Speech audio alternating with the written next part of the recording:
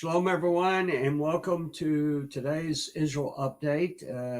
I'm Joseph Good from Houston, and along with me, I have two Israelis, Gila Trevitch from Jerusalem, and Roy Shaposhnik from the IDF. He is head of the Barak Brigade, the 188th Brigade Association, and he is the deputy brigade commander of the Reserve Brigade with the 188th. Now, today we're going to have some very important topics on what's going on in Gaza, what's going on in Syria, some of the lies that are being spread about the propaganda and so forth. So let's get right into it. And Roy, what's happening in Gaza? So shalom, everybody. Hi.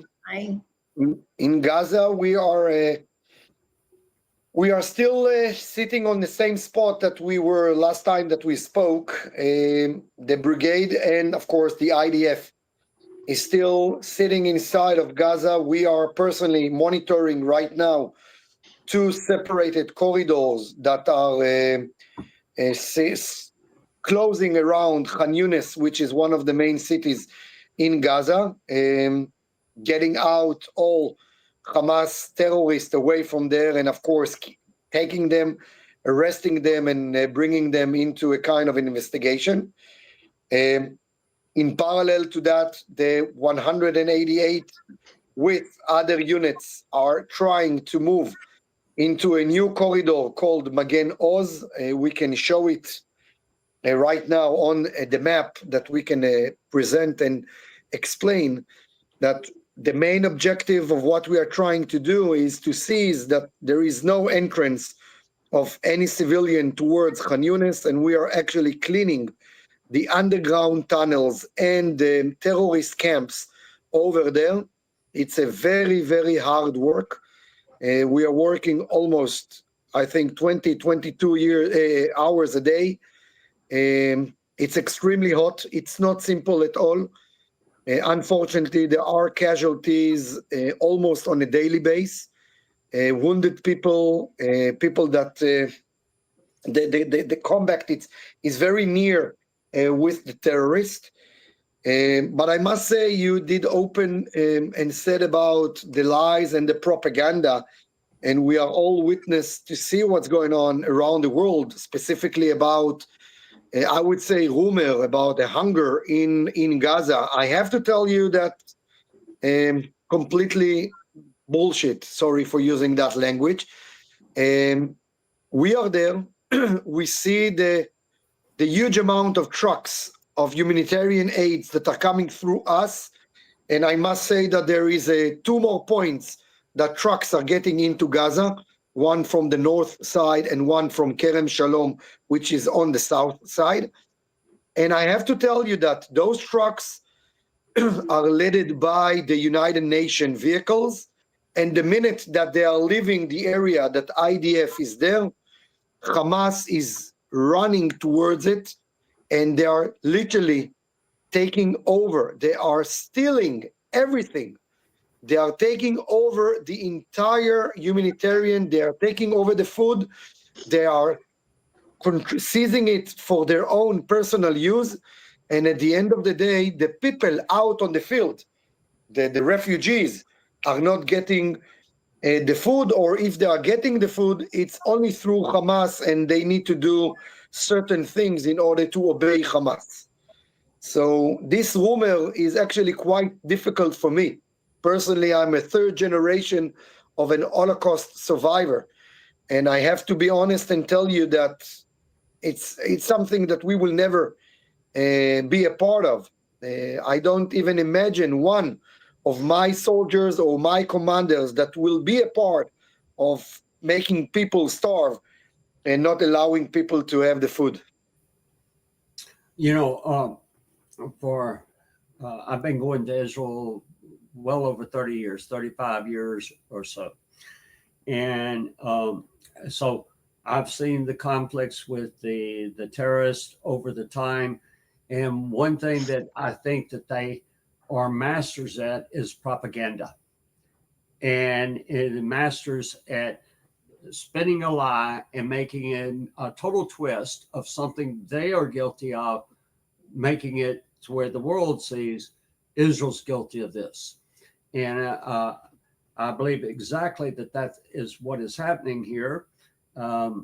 We have reports of the Israeli soldiers shooting the people coming for the food. And can you explain about what is happening there? So, as I said, I have to explain everybody the convoy of the trucks with the humanitarian aid starts from the Israeli point. Once we are crossing the border, we are actually escorting those trucks all the way to a midpoint that we are handing over the trucks into the UN jeeps. The reason we are doing it because we do not have any way or desire to deal in front of Hamas. The UN guys are taking the trucks away from us. It's something about 700 to 100 kilometers. That's it. That's the distance. And in that point, I saw it in my bare eyes. You see a huge amount of citizen/terrorist. Now, how do I determine that they are terrorists? They are carrying weapon. And innocent people doesn't carry weapon. They are getting above the trucks. They are starting to throw out while the trucks is driving on the move. They are throwing away the goods that is on the truck, and they are actually robbing those trucks. We are not opening in fire. We see it. We are filming it. There is a lot of footage that is coming on that specific things. And we definitely see how Hamas is seizing it and actually taking over it. UN is not doing anything at all. They literally stopped their vehicles. They are allowing the trucks to move into a little bit more further on until Hamas is finishing getting off all the goods that there is on the truck, and then the trucks doing a U-turn and going back through the United Nations, through us. So I can tell you one important thing. Food is getting into Gaza. I guarantee on that 100%. I have seen that in my eyes. If the food doesn't reach to the end person, well, the world needs to wake up. Hamas needs to give answers to that. And the world needs to ask himself a very important question. I must say, we didn't start it. Hamas did. And Hamas needs to pay. Hamas needs to give answers.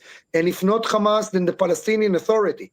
But to spread rumors and to spread fake pictures used by AI or pictures of a kid 4 years old that is 6 months already in Italy, and to spread in the news that it's a hunger and people are dying over there. People are dying because of Hamas. Let the world understand. And I'm asking all of you, the Gila and you, Joe, and of course all of our viewers, don't play a role in this propaganda. Right. If you see those false video, report it. I'm telling you, Israel, maybe we don't release enough footage of what really goes in Gaza. That's not under my responsibility. But I promise you that I will bring more footage on that. But Israel is bringing food into Gaza. The problem is Hamas. The world needs to face it. And unfortunately, the world media is buying into Hamas propaganda and propagating it and showing it all over the world as if this was truth from Sinai. And it's absolutely a lie.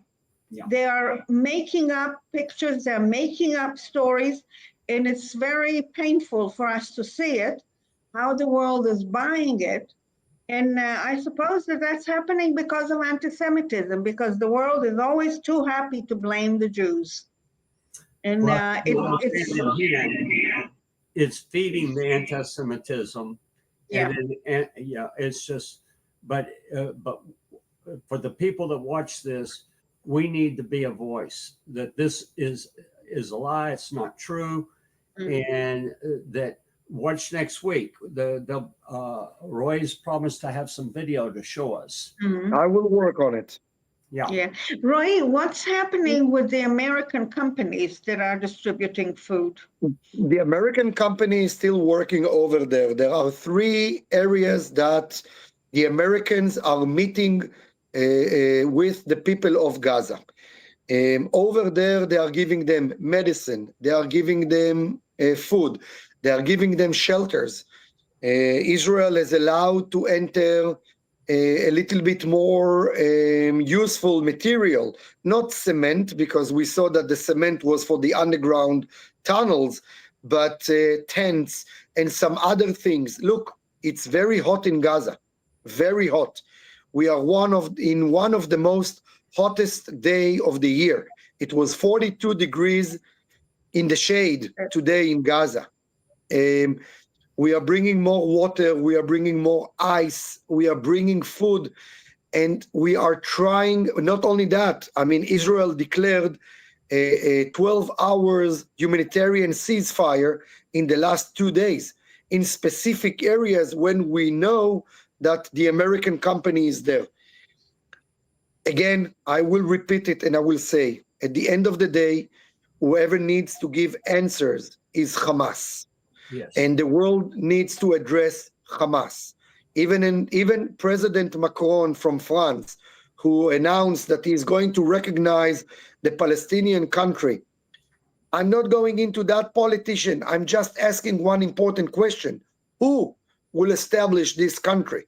If that's going to be Hamas, then please, President Macron, deal with Hamas. But if you don't have no one to establish that country, then what is the useful of announcing that you're establishing a country? It's all a part of a massive public opinion, as you guys said it earlier. It's a part of a propaganda. PR, yeah. PR, yes. Yeah. And I remind you all, terrible.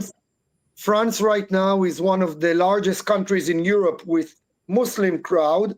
So he is doing things in favor of the people over there. But you want to recognize Palestine or the West Bank as Palestine? Sure. Let's start recognize who you want to work with. Israel is dying to work with someone. We can't find anyone that we can trust or we can say that can control the Palestinian. Yeah. Okay. Now you have a map of Gaza. Yes. Yes. So what you see over here is actually, I will focus on 2 different colors. The red colors are area that the IDF is controlling Gaza. Guys, this is 77% of the total area of Gaza. Okay. On those areas, we have troops that are looking house after house, building after building, looking for underground tunnels. We are digging and we are finding so many stacks of ammunition and bombs and rockets and a lot of things. The white area, that's the huge area of the population. Okay. That's area where we are not top, there. right? On top of the map. On top of the map. The blue area that you see, that's already the Mediterranean Sea. Corey, if you can show the next map, please. So this map, what you see right now, is on the left or south side of Gaza.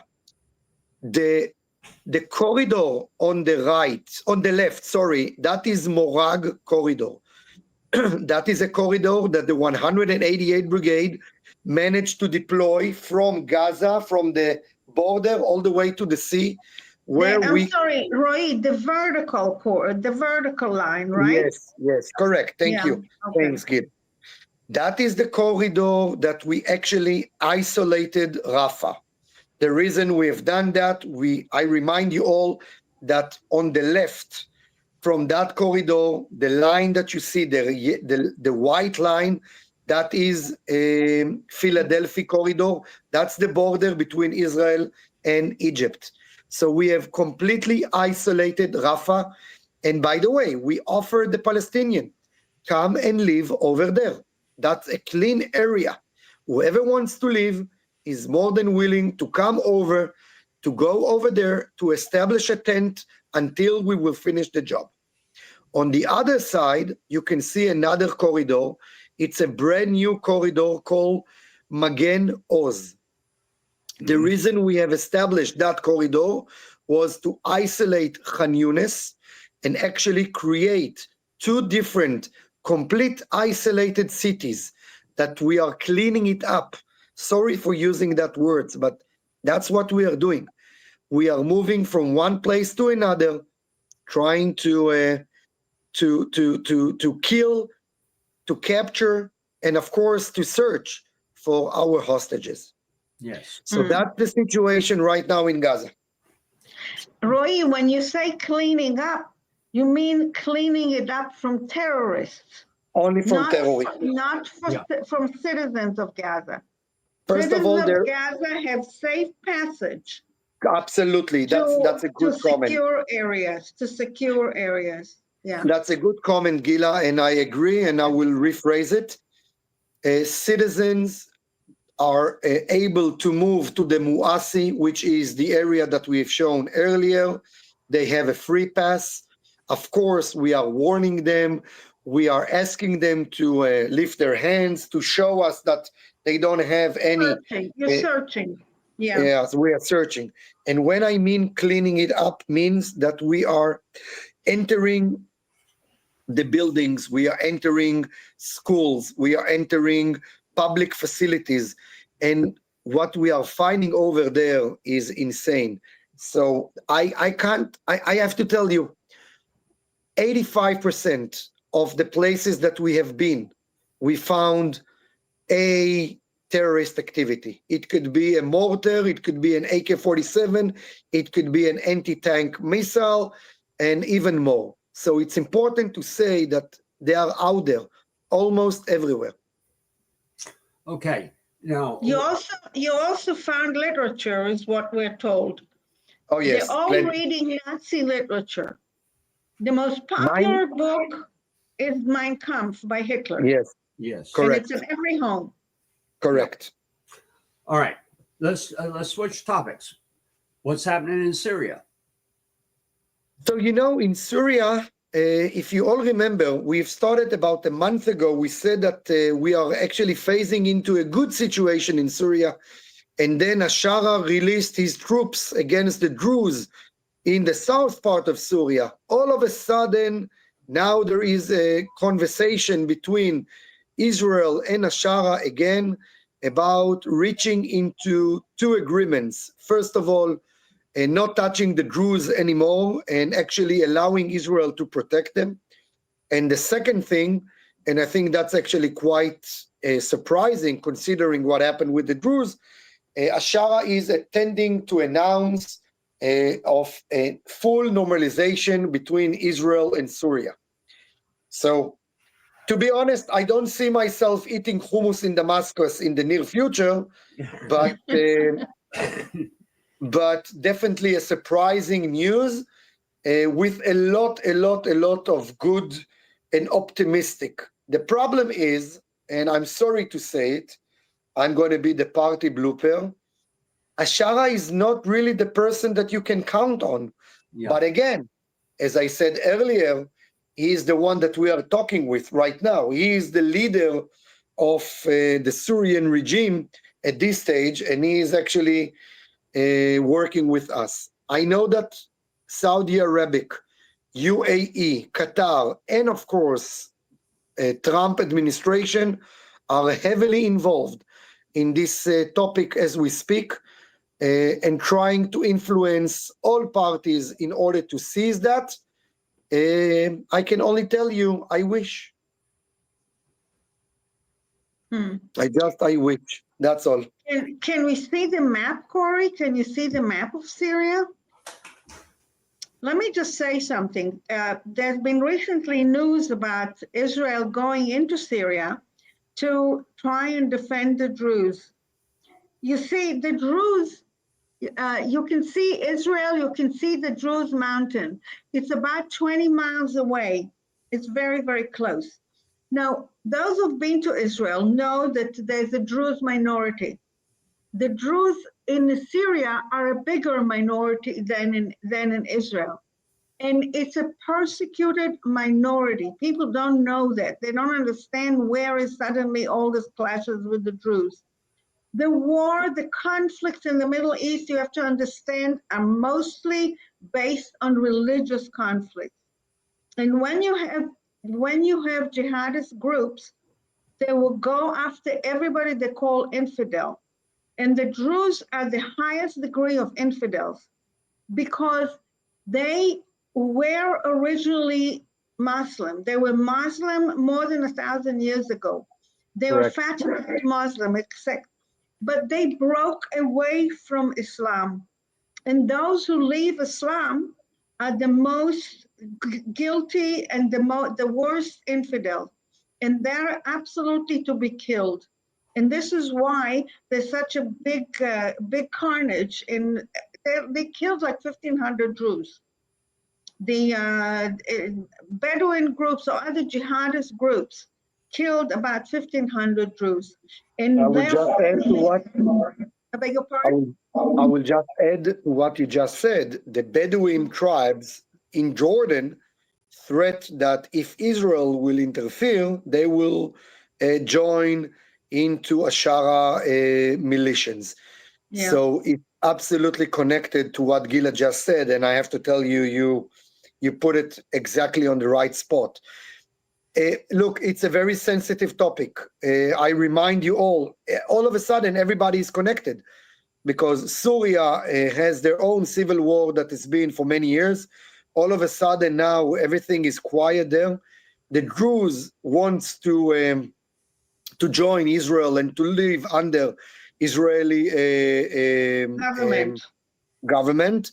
And the Bedouin from Jordan, which has nothing to do with what goes on in Syria, all of a sudden are threatening to unstabilize the government in Jordan and to interfere with what's going on with the Druze itself in Syria. So everything is so delicate, everything is so sensitive that you can't really understand what's going to lead the day after. And Israel is dealing with it very, very, very, I should say it in silk gloves, and they are trying to make sure that the Druze intention and the fact that we are monitoring and protecting the Druze is becoming one of the most important things for the Israelis. Let me clarify some points. A lot of people in this audience would not recognize who is Arab and who is not. Okay, and so Bedouins are going to be nomadic Arab tribes, or they were nomadic. They're semi-nomadic or whatever. But whereas the Druze are not Arab at all. Correct. I'm going to guess they came out of the mountains, maybe of Russia or somewhere around there. It's questionable. They can actually trace themselves. You know that they trace themselves to Jethro. Yes. Yeah. So, and it's a group that is always connected and lived near the people of Israel. For example, Jael, the woman who fought with Deborah and who killed Sisera, the commander, the Canaanite commander, she was from the Keni tribe, who are descendants of Jethro. So already at that time, they worked together with Israel. So it's a long, long relationship. Right. Yeah. Right. All right. We're down to our last 5 minutes now. What are the other high points that we need to talk about? It's already the beginning of August, so Jewish holidays is right around the corner. The reason I'm saying it because the new threats, basically in the West Bank, is becoming more and more on high alerts. People are going back now into Jerusalem for the prayers. We feel that there is a lot of sensitivity up in the air. It's something that you cannot fight it. It's amazing how we see that circle of terror that is coming all over again. This Friday, by the way, there were 3 attempts to enter 3 villages, Jewish villages in Judea and Samaria, and the IDF managed to kill those terrorists that tried to get in. So, everything is now on high alert all of a sudden. It's not only that we have Gaza, everything is we feel the tense. It's the not tension, easy at all. Yes. Yeah, the definitely. people of the Barak Brigade are still in full battle. Yes. Yes. They're still being targeted, and we still have casualties. Right. So you it's mentioned crucial. daily. And let me Yeah. say, the donations to the David Fund have dropped dramatically. I know it's been a very long war, but this is a time that we need to stand with Israel, and we need to do everything that we can in order to protect the soldiers. Hamas has to be dealt with. They are not going to back down. That's very evident. They don't want peace, and so Israel has to do this, and we've got to help every bit that we can. Please donate. Go to the David Fund, either the little icon in the corner or the website. But please, that you would donate and help. Okay, we still have a minute. One more minute. What do you want to say in that minute? That I still have a lot of hopes for the agreement with the kidnaps. I still believe that things are coming under the ground. And if you all remember, I did say last time that things are going to happen. I still strongly believe that despite the news that Hamas has withdrawn from his agreement, I think the American administration, Trump, is heavily involved in releasing all of the 50 hostages. Yeah, the hostages. President Trump. Yeah. And the president is working very hard on it. And thanks to the president and thanks to all the people in the United States that keeping us in their prayers. I just hope that it will happen soon. We are, Amen. that's about it. Amen. Thank you, everyone. Please pray and please support. Shalom. We love you. We love you. Thank you.